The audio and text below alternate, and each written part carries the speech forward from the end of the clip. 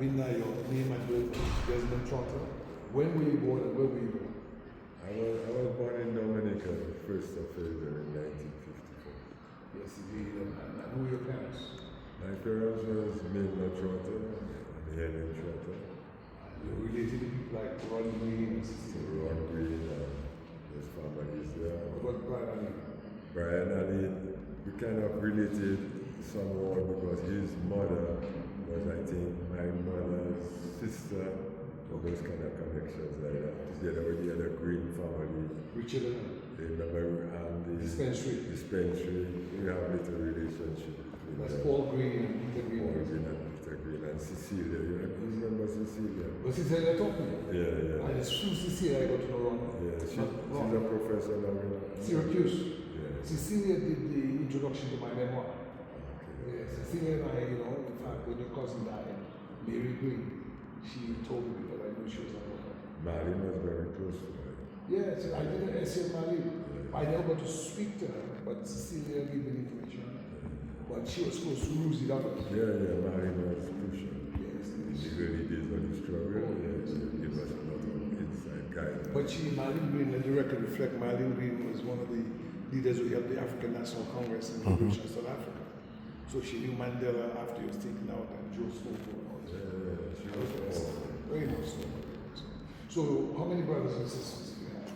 I have 2 brothers and I have 5 sisters. So, Vivian and Ghana? Ghana, yeah. Yes, and Vivian was the engineer, the civil engineer. And Ghana was a plumber. Tell me about your sisters. My sisters are Alison, Kathleen, Cherry, Paula, Hazel.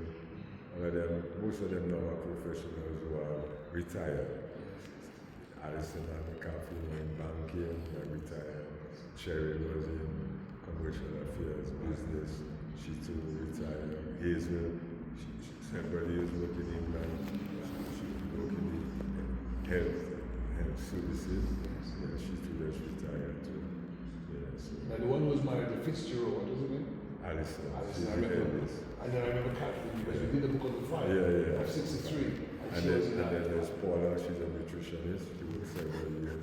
She retired now too. What did your father do for a living? My father, he was a meat inspector and a plumber too. Okay. Yeah.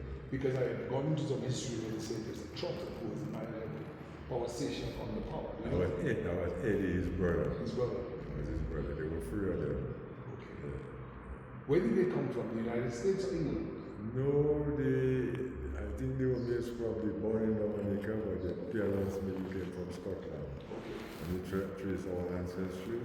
His father most probably come from Scotland in the early days of colonialism.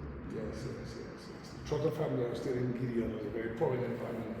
I grew up in Dominica. And at the time, the SMA was in school, Yeah. And of course, in grammar school as well. And then, what schools did you attend when you were growing up? SME. But before you did the conference, when you did the schools? Convent. Oh, the prep? Yeah. So you're a prep boy? Convent prep. I remember the old prep, which was on the corner of Bath Road and Valley Road. Yeah. Before they broke it, it was a shingle, it was a low shingle building. But then they broke Close it to the down. botanical garden. Close, and there was a hedge made of street line. Yeah. Prickles, Yeah, but but the street street line. lines. Small street line. Yes. So you entered the prep and then to SM. When did you start at SM? What year? It's kind of difficult to remember that year. It must have been around 63, About those time, Yes, because remember, by the 1970-71 March, you were already in 5th form somewhere there. Yeah. So that would be 5 years. So who were the people you went to school with that you can remember? I can remember Bulldog Shillingford. Donald Peters. But I think Donald went to grammar school. But then there was Derek Bellot. Yeah, Derek was his brother. Yeah, and there's Claude also. Yeah, people like what about Lara? Owen Lara. Yeah. Is he still? He's a guy He came here. You met him? He came here, yeah, and he came to Shashamania and then to Vina. He's retired now. Yes, he's retired. So you people like Percival Murray, Raymond Lawrence. Yeah. was a Christian. What about was a Christian? Well, yeah, I can tell you, Westbrook was one of the more intelligent among the island, very focused on his study. Him and Percival Murray. You see, Percival Murray, he's an economist now? Yeah, economist. Yeah. He was at CARICOM for many years. But I haven't seen him in a while. And then, of course, why did you get involved with the Black Power movement and the movement for the Dominica? When you growing up in them stages in life, you begin to study and read, and you start to remember Rosie at that time was active up in Canada. That's Rosie Douglas, Rosie Douglas. who was arrested for this George William uprising in '69. Active. And then there were men like Para Rivera, Julian Johnson. And when they came from university, they would communicate to and teach I about African history and things like that. So a lot of us got interested, and they used to encourage us to study and we learn more. Our brothers like Donald Peters and their brothers who were all together, Roy Thomas, Swinburne Lestrade, Ron, so those elders sort of guided I to study the other aspect of life, and we began to Stokely Michael and those brothers. Black Panther Party. Started to read Malcolm X, Eldridge Cleaver, Soledad Brothers, George Jackson. So we got inspired by those things, and then there was Fidel in Cuba, Che Guevara. The first time I saw a picture of Che there was at the Emily Library. I was 11 years old. And Che looked like Jesus Christ. Because he had the beard, He looked like the pictures you see, of course. No cameras in the time of Christ, but you know what I mean? Yes. So there was a library on Canal 8. You go to that library? Yeah, I was going to there. And you were the author also of Trotter, which is a magazine. Yeah, I used to work in Trotter and Black Cry in the early days. So just let the record reflect, these are the two Black Power and anti-colonial magazines. Trotter is Creole, French Creole for work, and Black Cry. I did Trotter when I was with MND, and then when I moved into the Manico movement, where we more resorted to going up into the hills and establishing self-sufficient bases. Then we started doing the Manico movement, and then we came with the Black Cry and Trotter. And what was the response of the police when people started to try to get that black identity going? Oh, they were terrorized. They tried their best to eliminate us several times. They tried to beat I out in my elder brother Gancho, so that he wanted to more protect I and things. So together with Mr. Ali and his brothers, we were more in the consciousness. Because I had fight. Dominica, after they sent me to harm, the Dread Act, where anyway. The Dread Act was the Prohibited and Undesirable Societies Act, which gave police or any citizen the right to shoot any Rastafarian on sight. No civil or criminal liability. And give us 18 months jail.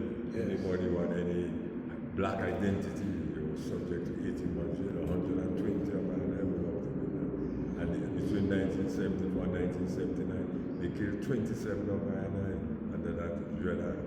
And between 79, when I escaped from jail, to 81, we virtually ruled Dominica consciousness-wide.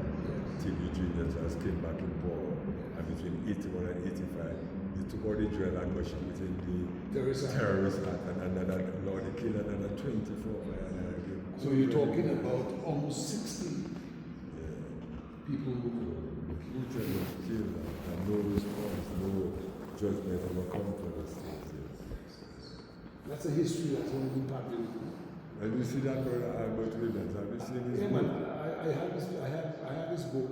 Albert took a lot of information from me. Because Albert used to be in Frontline Bookstore on Union Street. He was in kind of school behind me. And he went to England. So Albert and I in contact. I just got information that he posted the book he wrote. To me, it's in the post office instruction. I don't have the book I'm not sure I have it in hardcover, but I have it in. He have it now in like a novel form. Okay. But it's a several pages, 764. Oh, that's a very intensive book. I'll get it. Because he cites a lot of work that Irving Andre and I did on the Dread Act. But I'm so happy that you at least have a little opportunity to hear from you.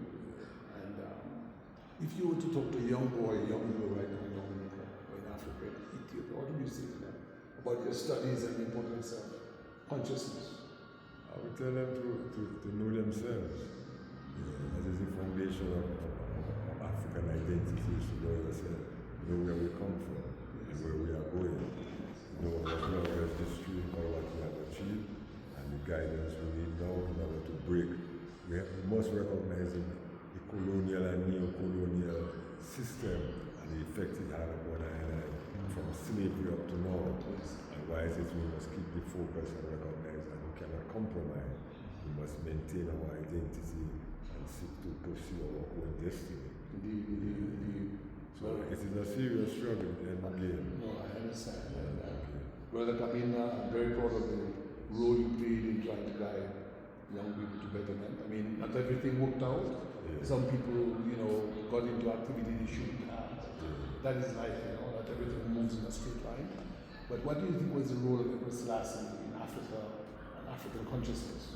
His Majesty was critical, but remember just His Majesty brought about the formation of the Organization of African Unity. Remember he gave Nelson Mandela refuge.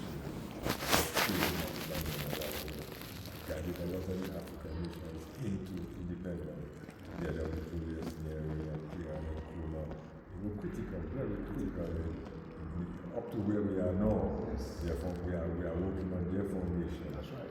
It's Ethiopian Airlines.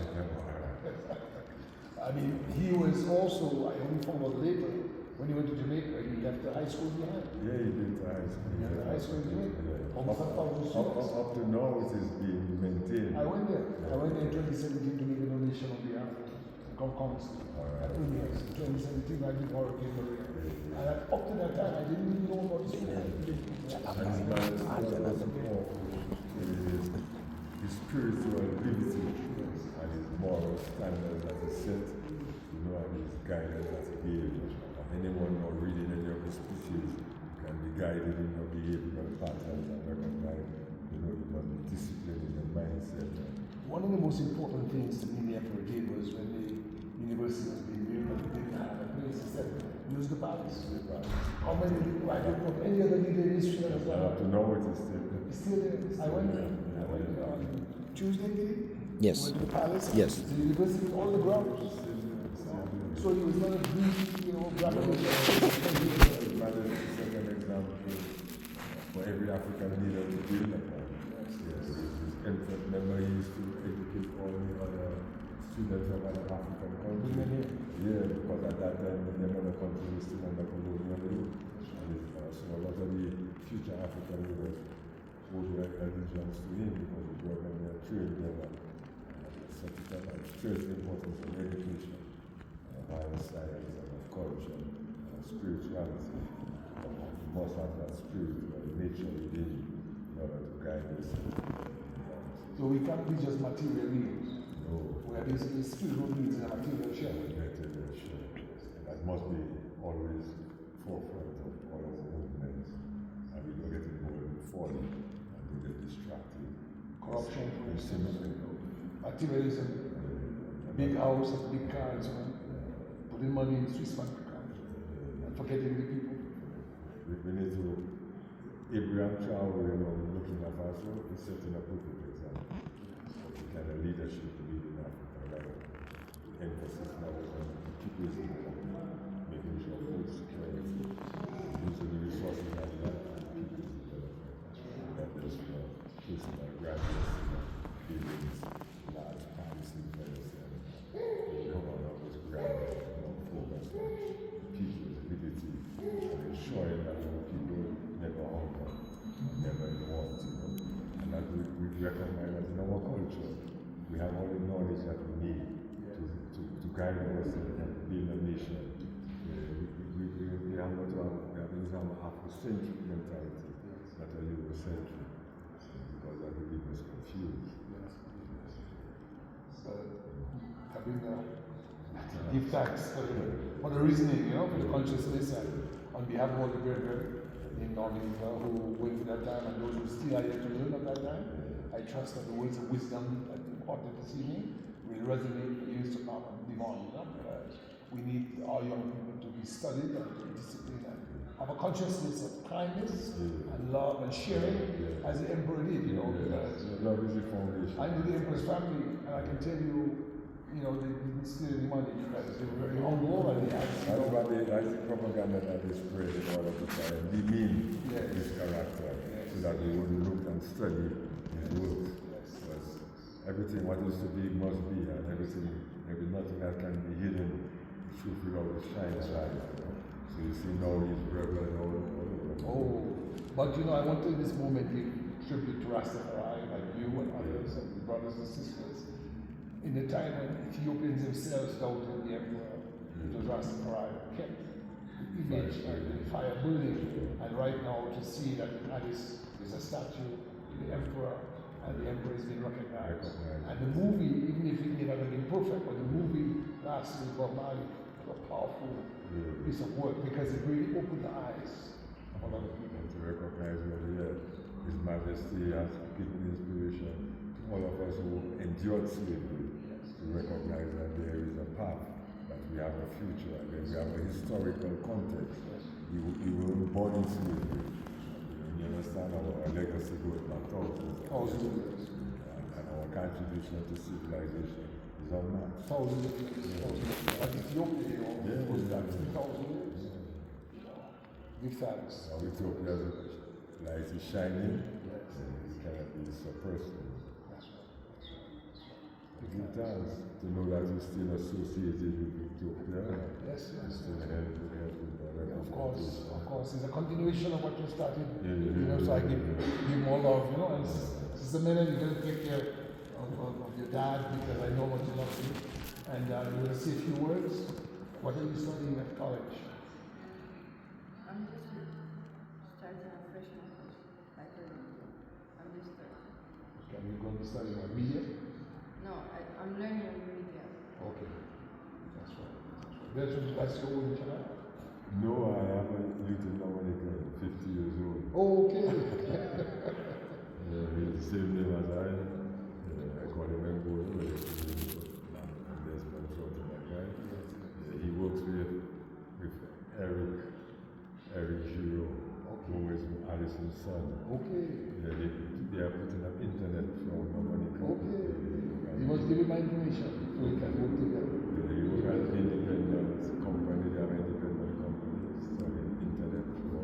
Because we have an organization that does development work called Rebuild Dominica. Whenever there's a storm or whatever needs in the schools we have now, so we can always kind of collaborate. You know?